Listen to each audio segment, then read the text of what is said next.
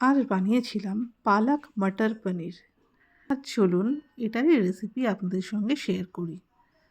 প্রথমেই গরম জলের মধ্যে পালং শাকের পাতাগুলি হালকা ভাপিয়ে তুলে নেব। বেশি সিদ্ধ করার একেবারেই দরকার নেই, হালকা ভাবানো হয়ে গেলে তুলে নিচ্ছি, নিয়ে জলটা ঝারিয়ে ফেলছি।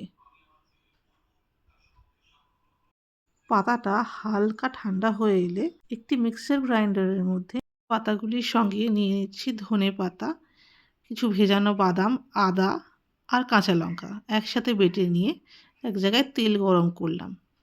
এবার ফোড়নে দিচ্ছি থেতো করা গোটা গরম মশলা, তেজপাতা ও জিরে।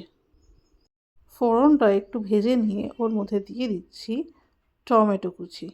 টমেটোগুলো ভালো করে নাড়াচাড়া করে তার মধ্যে দিয়ে দিচ্ছি একটু নুন আর সামান্য জল, যাতে টমেটোটা সিদ্ধ হয়ে যায়। টমেটোটা ভালোই গলে এসেছে, এবার এর উপর থেকে দিয়ে দিচ্ছি মটরশুঁটি আর পনিরগুলো। ভালো করে নাড়াচাড়া করব, তারপর একে একে মশলা অ্যাড করব। বেশি মশলা নয়, শুধু দিলাম হলুদ আর লঙ্কার গুঁড়ো। এখন এর মধ্যে দিয়ে দিচ্ছি বেটে রাখা মশলাটা।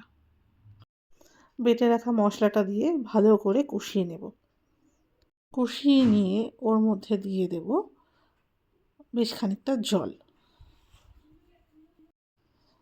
তারপর অ্যাড করে দিচ্ছি ফেটিয়ে রাখা টক দইটা।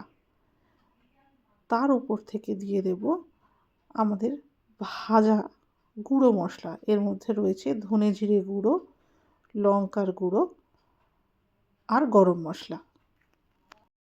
যেহেতু টমেটোতে নুন দেওয়া ছিল, সেই জন্য টেস্ট হিসাবে একটু নুন আর সামান্য ব্যালেন্স করার জন্য চিনিটা দেব। ব্যাস, রান্না অলমোস্ট কমপ্লিট। উপর থেকে সামান্য ঘি ছড়িয়ে নামিয়ে ফেলব। শীতকালে এই পালক মটর পনির ডিনারে রুটি বা পরোটার সঙ্গে ট্রাই করে দেখতে পারেন। কথা দিচ্ছি খুব ভাল লাগবে। যারা পালং শাক পছন্দ করেন না, তারাও ভালোবেসে খাবে।